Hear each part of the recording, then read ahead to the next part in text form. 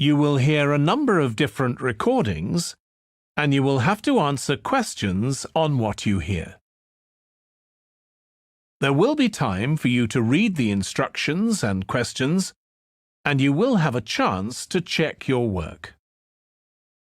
All the recordings will be played once only. The test is in 4 sections. At the end of the test, you will be given 10 minutes to transfer your answers to an answer sheet.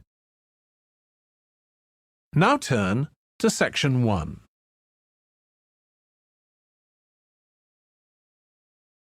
Section 1. You will hear a man inquiring in a tourist centre about activities suitable for families. First, you have some time to look at questions 1 to 4.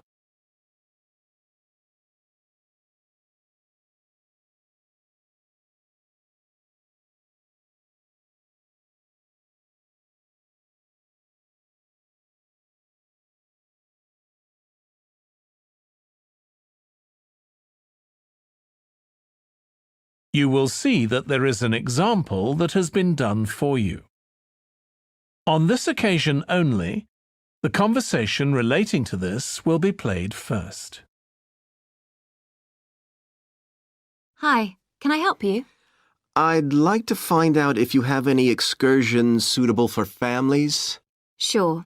How about taking your family for a cruise? We have a steamship that takes passengers out several times a day. It's over 100 years old. The cruise takes place on a steamship. So steamship has been written in the space. Now we shall begin. You should answer the questions as you listen because you will not hear the recording a second time. Listen carefully and answer questions 1 to 4. Hi, can I help you? I'd like to find out if you have any excursions suitable for families. Sure. How about taking your family for a cruise?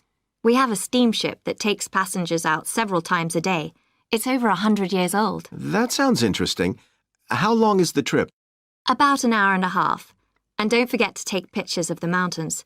They're all around you when you're on the boat and they look fantastic. Okay. And I assume there's a cafe or something on board? Sure. How old are your children? My daughter's 15 and my son's 7. Right. Well, there are various things you can do once you've crossed the lake to make a day of it.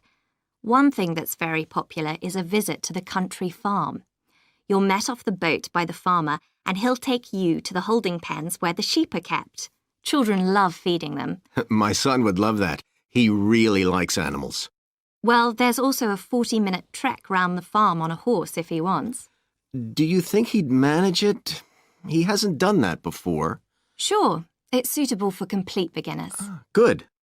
And again, visitors are welcome to explore the farm on their own, as long as they take care to close gates and so on. There are some very beautiful gardens along the side of the lake which also belong to the farm.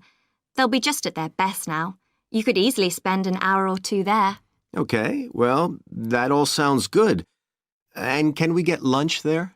You can, and it's very good, though it's not included in the basic cost. You pay when you get there. Right. Before you hear the rest of the conversation, you have some time to look at questions 5 to 10.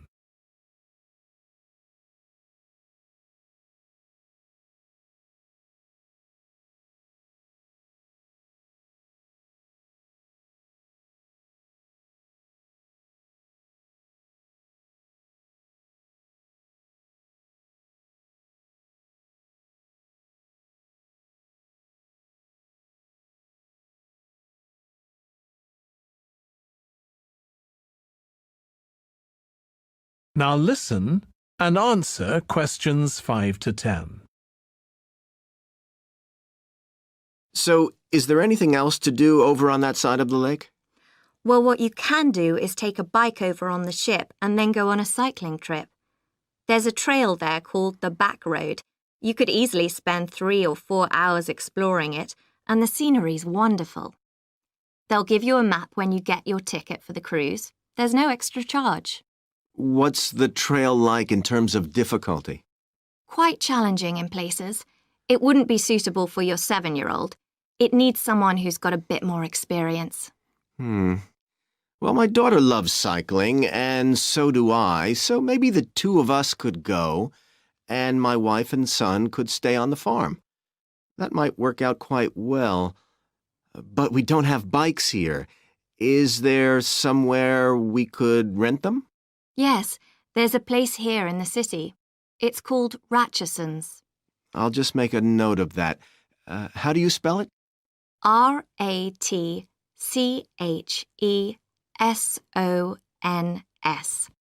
It's just by the cruise ship terminal. Okay. You'd also need to pick up a repair kit for the bike from there to take along with you, and you'd need to take along a snack and some water. It'd be best to get those in the city. Fine. That shouldn't be a problem. And I assume I can rent a helmet from the bike place. Sure, you should definitely get that. It's a great ride, but you want to be well prepared because it's very remote. You won't see any shops round there or anywhere to stay, so you need to get back in time for the last boat. Yeah. So what sort of prices are we looking at here? Let's see. That'd be 1 adult and 1 child for the cruise with farm tour. That's $117, and an adult and a child for the cruise only, so that's $214 altogether. Oh, wait a minute. How old did you say your daughter was? 15. Then I'm afraid it's $267 because she has to pay the adult fare, which is $75, instead of the child fare, which is $22. Sorry about that. That's okay. So how do we find out? That is the end of section 1. You now have half a minute to check your answers.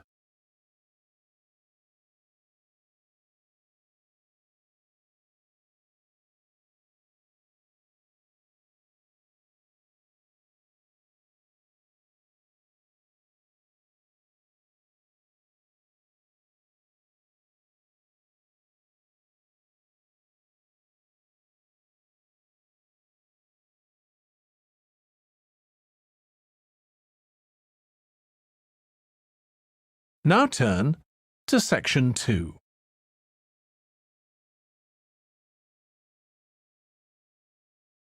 Section 2. You will hear a restaurant manager talking to a small group of new staff who are starting work as kitchen assistants in a restaurant. First, you have some time to look at questions 11 to 16.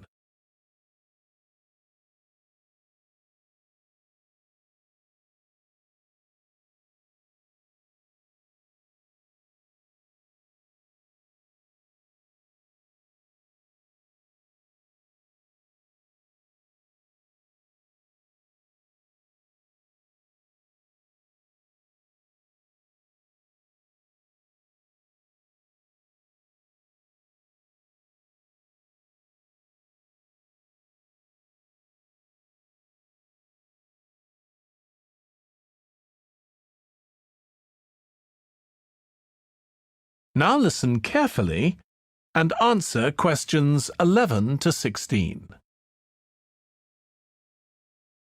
Good morning, everyone.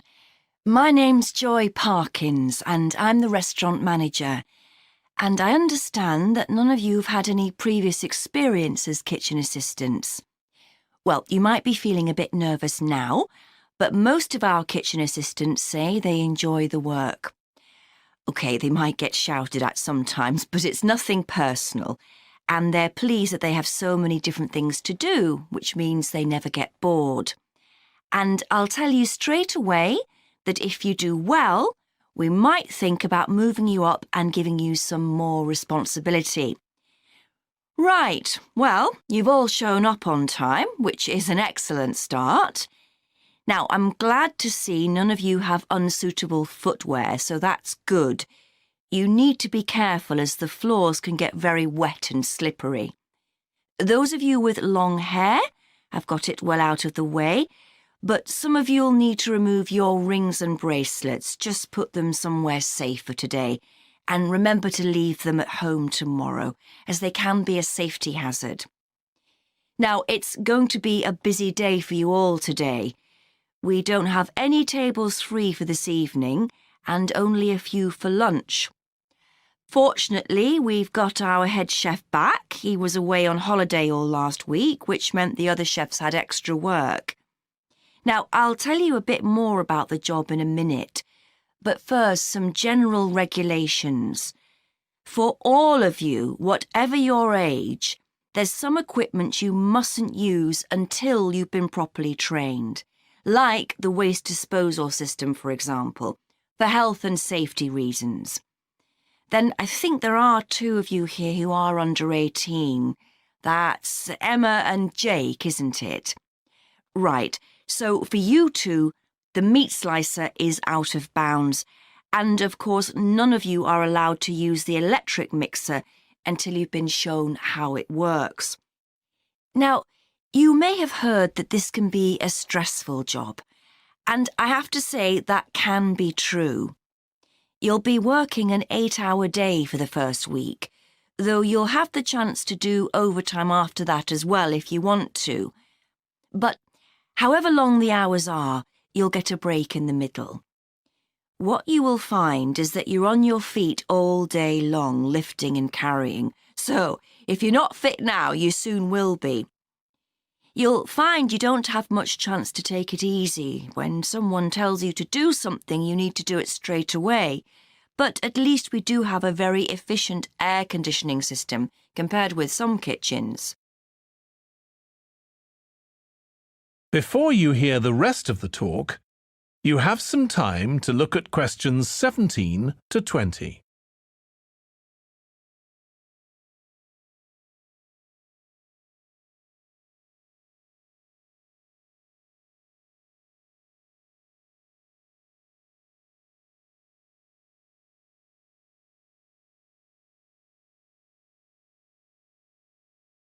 Now listen and answer questions 17 to 20. Now, let me tell you about some of the people you need to know. So, as I said, I'm Joy Parkins, and I decide who does what during the day and how long they work for. I'll be trying to get you to work with as many different people in the kitchen as possible, so that you learn while you're on the job. One person whose name you must remember is David Field. If you injure yourself at all, even if it's really minor, you must report to him, and he'll make sure the incident is recorded and you get the appropriate treatment. He's trained to give basic treatment to staff himself, or he'll send you off somewhere else if necessary. Then there's Dexter Wills. He's the person you need to see if you smash a plate or something like that. Don't just leave it and hope no one will notice. It's really important to get things noted and replaced, or there could be problems later. And finally, there's Mike Smith. He's the member of staff who takes care of all the stores of perishables. So, if you notice we're getting low in flour or sugar or something, make sure you let him know so he can put in an order. OK, now the next thing we need to cover. That is the end of section 2. You now have half a minute to check your answers.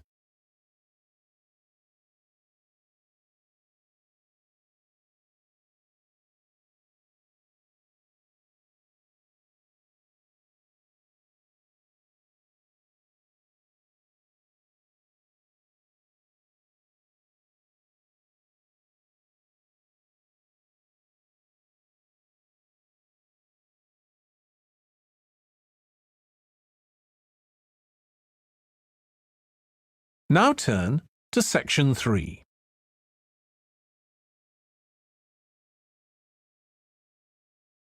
Section 3. You will hear 2 students called Trudy and Stuart, who are both studying to be librarians, discussing a paper that they are going to write together. First, you have some time to look at questions 21 to 23.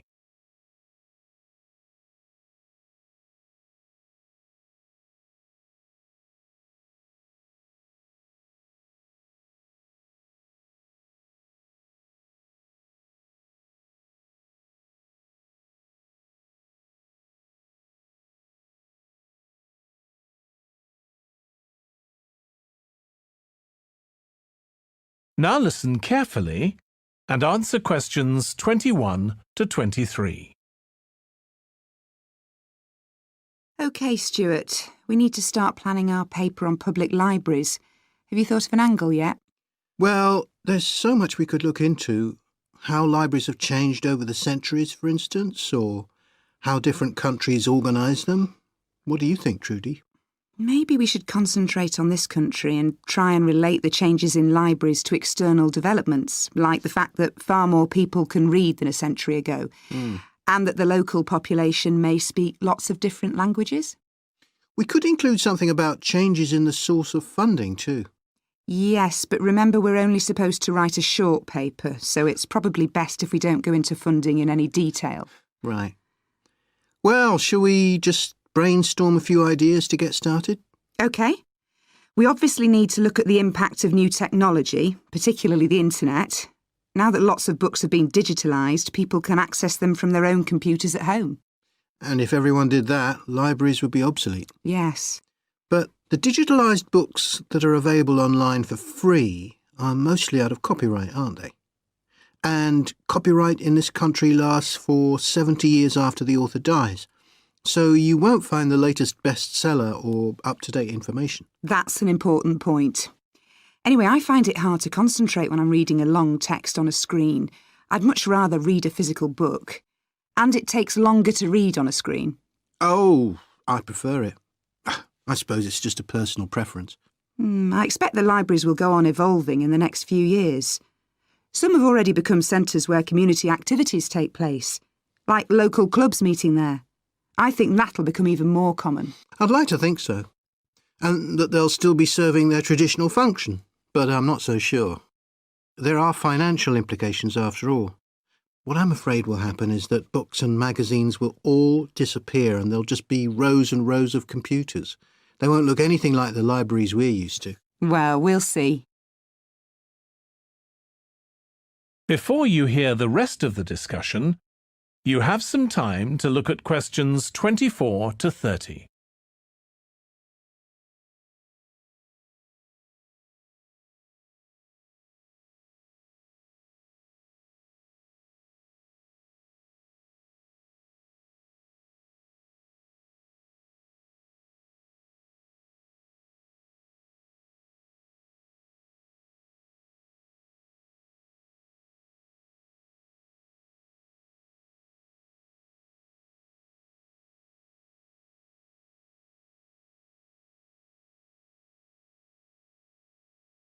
Now listen and answer questions 24 to 30. I've just had an idea. Why don't we make an in-depth study of our local public library as background to our paper? Yes, that'd be interesting. And raise all sorts of issues. Let's make a list of possible things we could ask about, then work out some sort of structure. For instance, we could interview some of the staff and find out whether the library has its own budget or if that's controlled by the local council. And what their policies are. I know they don't allow food, but I'd love to find out what types of noise they ban. There always seems to be a lot of talking, but never music. I don't know if that's a policy or it just happens. I've often wondered. Then there are things like how the library is affected by employment laws. I suppose there are rules about working hours, facilities for staff and so on. Right. Then there are other issues relating to the design of the building and how customers use it. Like, what measures does the library take to ensure their safety? They'd need floor coverings that aren't slippery, and emergency exits, for instance. Oh, and another thing, there's the question of the kind of insurance the library needs to have, in case anyone gets injured. Yes, that's something else to find out. You know something I've often wondered? What's that? Well, you know they've got an archive of local newspapers going back years. Well, next to it, they've got the diary of a well-known politician from the late 19th century. I wonder why it's there. Do you know what his connection was with this area? No idea. Let's add it to our list of things to find out. Oh, I've just thought. You know, people might ask in the library about local organisations like sports clubs. Well, I wonder if they keep a database or whether they just look online. Right.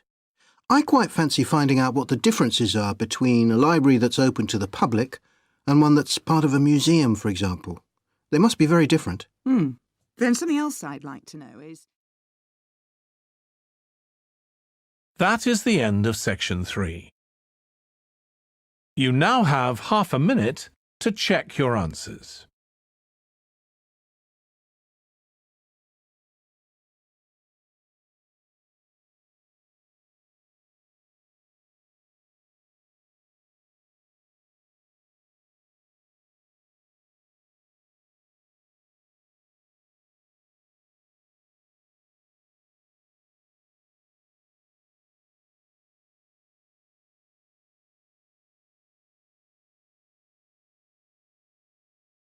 Now turn to section 4.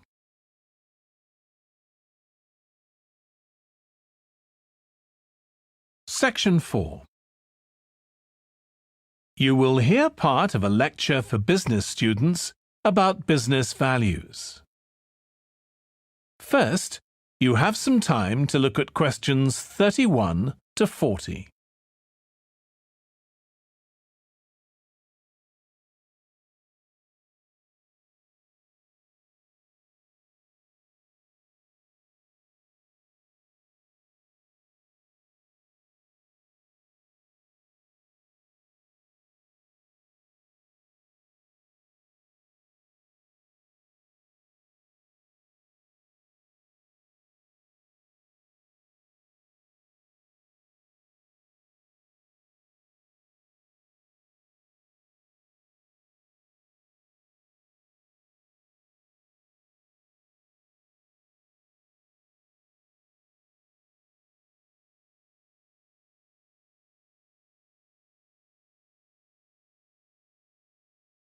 Now listen carefully and answer questions 31 to 40. In public discussion of business, we take certain values for granted. Today, I'm going to talk about 4 of them: collaboration, hard work, creativity, and excellence. Most people would say they're all good things. I'm going to suggest that's an oversimple view. The trouble with these values is that they're theoretical concepts, removed from the reality of day-to-day business. Pursue values by all means, but be prepared for what may happen as a result. They can actually cause damage, which is not at all the intention. Business leaders generally try to do the right thing, but all too often the right thing backfires if those leaders adopt values without understanding and managing the side effects that arise. The values can easily get in the way of what's actually intended. OK, so the first value I'm going to discuss is collaboration. Let me give you an example. On a management training course I once attended, we were put into groups and had to construct a bridge across a stream, using building blocks that we were given. The rule was that everyone in the team had to move at least one building block during the construction. This was intended to encourage teamwork. But it was really a job best done by one person. The other teams tried to collaborate on building the structure and descended into confusion, with everyone getting in each other's way. Our team leader solved the challenge brilliantly. She simply asked everyone in the team to move a piece a few centimetres to comply with the rule, and then let the person in the team with an aptitude for puzzles like this build it alone. We finished before any other team. My point is that the task wasn't really suited to team working, so why make it one? Teamwork can also lead to inconsistency, a common cause of poor sales. In the case of a smartphone that a certain company launched, one director wanted to target the business market, and another demanded it was aimed at consumers. The company wanted both directors to be involved, so gave the product a consumer-friendly name, but marketed it to companies. The result was that it met the needs of neither group. It would have been better to let one director or the other have his way, not both.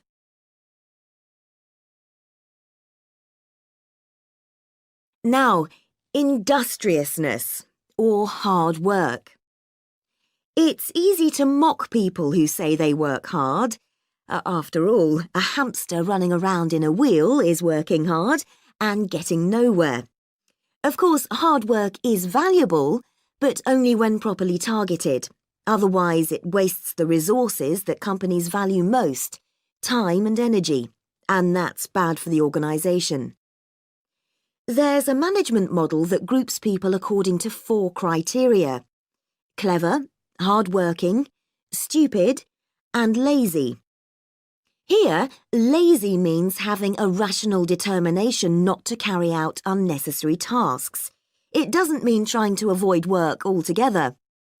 Most people display 2 of these characteristics, and the most valuable people are those who are both clever and lazy. They possess intellectual clarity, and they don't rush into making decisions. They come up with solutions to save the time and energy spent by the stupid and hard-working group. Instead of throwing more man-hours at a problem, the clever and lazy group looks for a more effective solution. Next, we come to creativity. This often works well. Creating an attention-grabbing TV commercial, for example, might lead to increased sales. But it isn't always a good thing.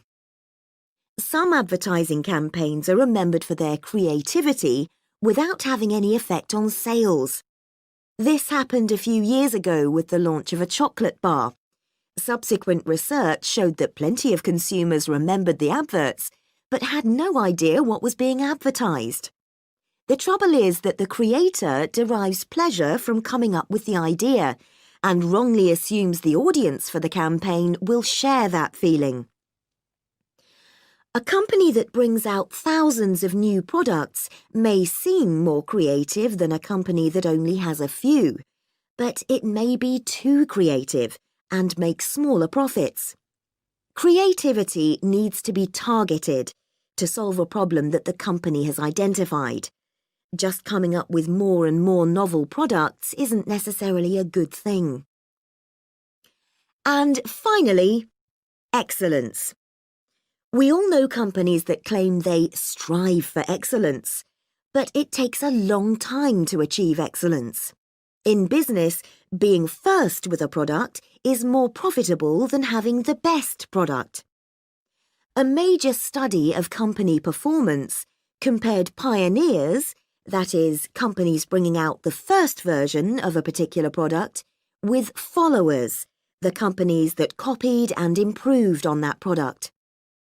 The study found that the pioneers commanded an average market share of 29%, while the followers achieved less than half that, only 13%, even though their product might have been better.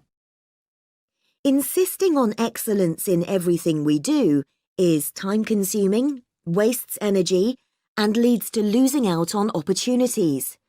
Sometimes second-rate work is more worthwhile than excellence. Make sure it's excellent sounds like a good approach to business, but the just get started approach is likely to be more successful. That is the end of section 4. You now have half a minute to check your answers.